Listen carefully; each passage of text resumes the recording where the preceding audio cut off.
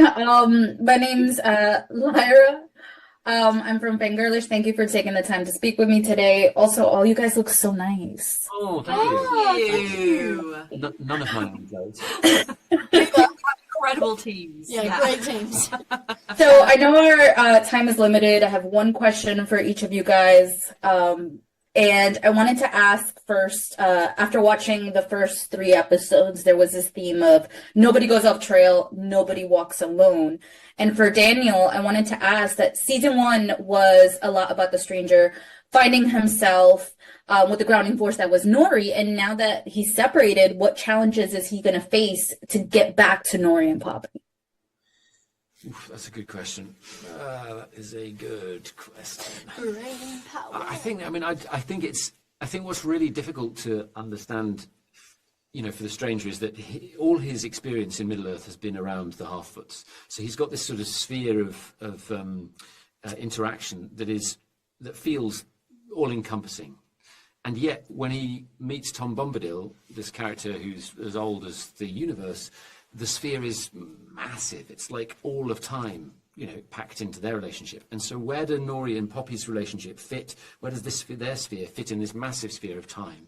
And I think for the stranger, his journey, part of his journey is going to be, how does he hold on to that sphere, the sphere that has set him up, has been so formative in terms of his personality and what he's going to do. How does he hold on to that? How important is it to him? And what he might have to sacrifice in order to either keep it or let it go. And for Markella, Nori and Poppy are now separated from the stranger and from their families. And what's going to keep Nori grounded throughout this all? Yeah, I think that, as you said, it's the first time she's ever been away from her family. So the thing I think that grounds her and roots her is that the one thing she does know is that she needs to find out what her purpose is, and the only way she can do that is if she leaves what she already knows and goes into unfamiliar territory. And of course, then you have the benefit of having her best friend by her side, which is such a privilege, which also roots her in someone who knows her so well and knows her tendencies and to go off trail.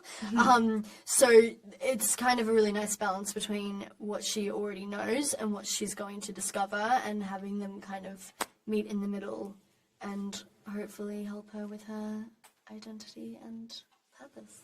That's what And then for Megan, at the end of the first episode of season 2, there's a preview that shows Poppy getting quite close to someone, like kissing close.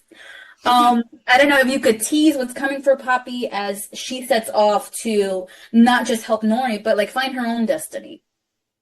Yeah, you kind of hit the nail on the head there. Like with the sort of finding her own way in the world, I think she's growing up. And what's lovely is that you've kind of seen her sort of development throughout season 1, and then it kind of continues throughout season 2 in just in different avenues that she didn't even expect to even be there. And I think there's something really wonderful about, as an actor, exploring that with a character, alongside a character. I've never experienced that before, but to sort of see it in real time and to live it in real time is really fun. And I think that that's something that hopefully audiences will really enjoy too. I think for her, she's constantly looking and hoping for a sense of belonging.